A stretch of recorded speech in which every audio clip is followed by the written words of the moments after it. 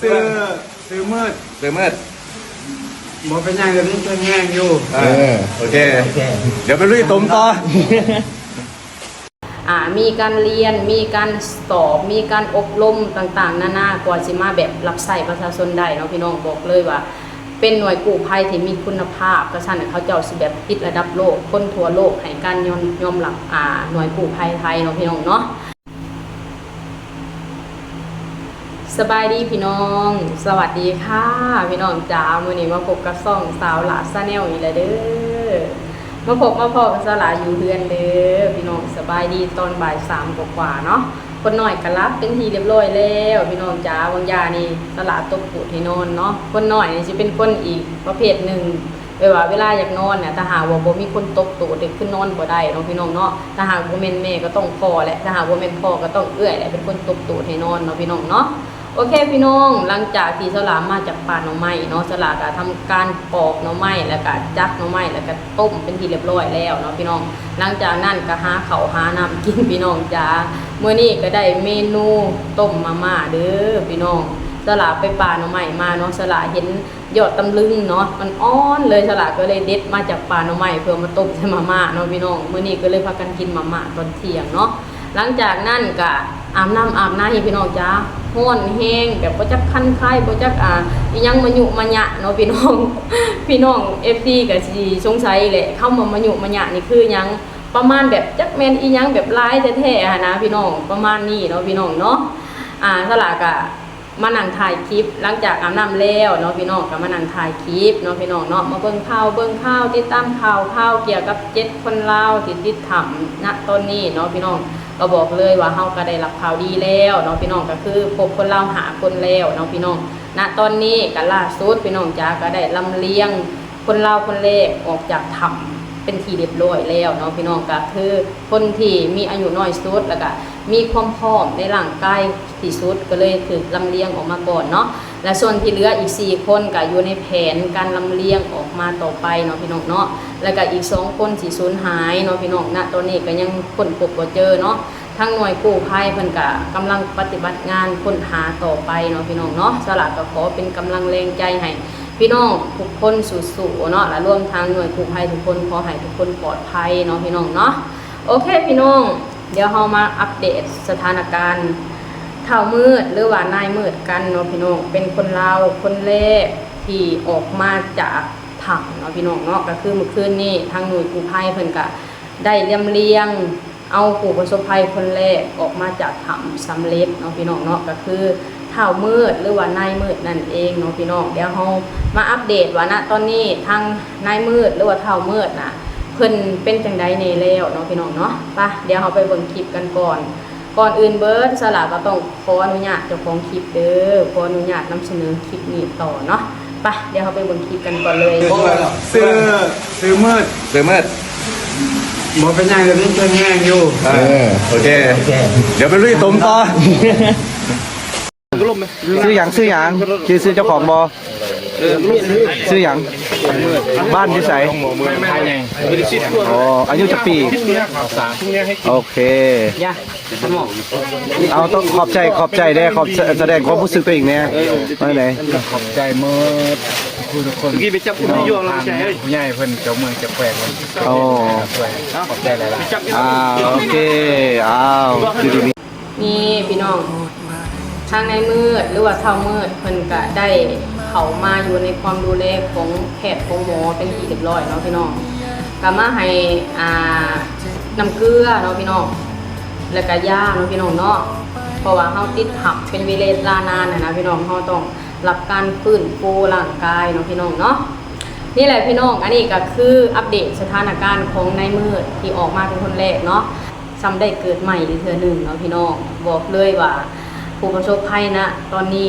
ที่ได้รับการช่วยเหลือบอกเลยว่าทุกคนน่ะซ้ำว่าได้เกิดใหม่เนาะ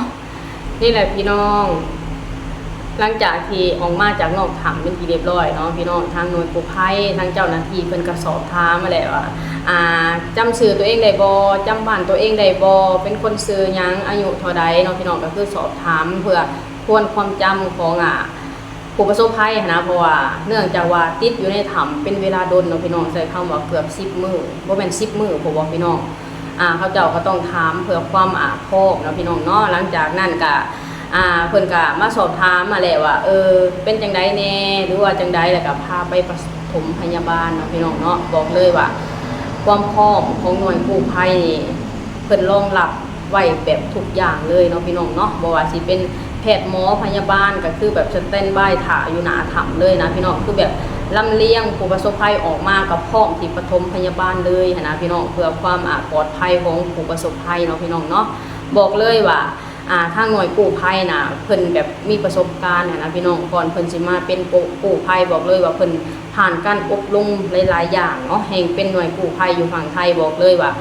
ก่อนเฮาสิเป็นหน่วยกู้ภัยได้เฮาต้องมีใบเซอร์เนาะคืออย่างพี่น้อง FC เพิ่นคอมเมนต์ให้สลาฟังนั่นแหละที่แรกสลาก็บ่ฮู้เด้ว่าการที่เป็นหน่วยกู้ภัยเนี่ยเฮาต้องมีใบเซอร์ผ่านการรองรับหลายๆขั้นตอนก่อนหลายๆองค์กรแหละเฮาจังสิได้มาแบบเป็นหน่วยกู้ภัยเป็นมูลนิธิรับใช้ประชาชนนะพี่น้องบอกเลยว่าอยู่ประเทศไทยเขาเจ้าเข้มงวดเนาะพี่น้องเนาะเพราะว่าถ้าหากว่าเกิดการผิดพลาดมาต่างๆนานาเขาเจ้าต้องรับผิดชอบในส่วนนั้นนะพี่น้องถ้าหากว่าบ่มีใบเซอร์หรือว่าบ่มีใบอนุญาตต่างๆนะพี่น้องก็ประมาณว่าบ่มีความแบบว่าอีหยังมันบ่มีความแบบว่าปลอดภัยนะพี่น้องที่ประมาณนี้เนาะแต่ว่าประเทศไทยเขาเจ้าเฮ็ดอีหยังก็ตามเขาเจ้าสิมีกฎหมายรองรับเนาะพี่น้องเนาะ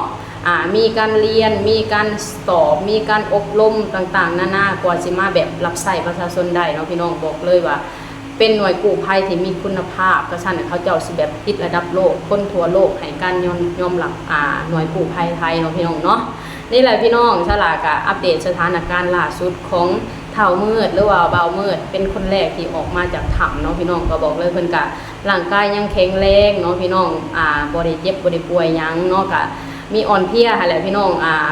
เป็นปกติของคนที่ขาดสารอาหารคนที่บ่ได้กินข้าวบ่ได้กินน้ำเป็นเวลาดนเนาะพี่น้องเนาะแล้วก็เป็นคนที่มีอายุน้อยที่สุดเนาะพี่น้องก็เลยมีความพร้อมก่อนนะก็เลยได้ออกมาก่อนเนาะพี่น้องเนาะส่วนที่เหลือก็อยู่ในแผนการลำเลียงอีกต่อไปเนาะอีกบ่ดนเนาะพี่น้องฉลาดเสือแบบนั้นทางหน่วยกู้ภัยเพิ่นก็ต้องนำผู้ประสบภัยอีก4 คนออกมาอย่างแน่นอนเนาะแต่มันต้องผ่านกระบวนการหลายอย่างเพื่อความปลอดภัยของผู้ประสบภัยนั่นเองเนาะพี่น้องส่วนอีก2 คนที่ยังหาบ่พอทางหน่วยกู้ภัยทางเจ้าหน้าที่เพิ่นก็กำลังปฏิบัติงานแบบเต็มที่เนาะพี่น้องค้นหาอีก2 ชีวิตจนได้เนาะพี่น้องเนาะคืออย่าง PFC ไทยเพิ่นบอกว่าคนไทยถ้าหากว่าหาไม่เจอคนไทยไม่ถอยทับแน่นอนไม่ทิ้งใครไว้ข้างหลังแน่นอนโอ้ยสละซาบซึ้งเด้พี่น้องสละฟังแล้วสละซาบซึ้งสละมีความรู้สึกว่าคนไทยน่ะแบบว่าซอยเฮาด้วยใจอะไรนะพี่น้องเพิ่นบ่เน้นคำว่าเพิ่นบ่ย่อท้อนะพี่น้องถึงสิเจออุปสรรคหยังก็ตามสิบ่ถอยเนาะจนกว่าสิได้รับชัยชนะเนาะพี่น้องเนาะสลากันแนะนำเป็นคนลาวต้องขอบพระคุณหลายๆเด้อขอบพระคุณทุกหน่วยงานที่เกี่ยวข้องบ่ว่าสิเป็นหน่วยกู้ภัยลาวบ่ว่าสิเป็นหน่วยกู้ภัยไทยบ่ว่าสิเป็นนักประดาน้ำอยู่ต่างประเทศเนาะพี่น้องบอกเลยว่าทุกภาคส่วนช่วยเหลือกันแบบเต็มที่เนาะพี่น้องบอกเลยว่าถ้าหากบ่มีเราฮีโร่เรานี่ก็คือสิบ่ได้รับข่าวดีในมือนี้เนาะพี่น้องบ่แม่นเฉพาะว่าสิมีแค่คนใดคนหนึ่งที่เฮ็ดงานสำเร็จเนาะพี่น้องเฮาต้องเฮ็ดเป็นกลุ่มเฮาต้องเฮ็ดเป็นทีมเนาะรวมทั้งแม่ครัวรวมทั้งเจ้าหน้าที่ที่แบกของขนของไปช่วยผู้ประสบภัยผู้ซื้อเครื่องซื้อของไปช่วยเป็นแรงหนุนให้กับหน่วยกู้ภัยเนาะบอกเลยว่าทุกคนมีความสำคัญกับภารกิจนี้เนาะพี่น้องเนาะสละก็ขอให้ทุกคนปลอดภัยเด้อสำหรับคลิปนี้สละก็สิขอจบคลิปสำนี้ก่อนเด้อขอให้พี่น้องทุกคนกดไลค์กดแชร์กดติดตามในสละนี้เด้อสบายดีสวัสดีค่ะ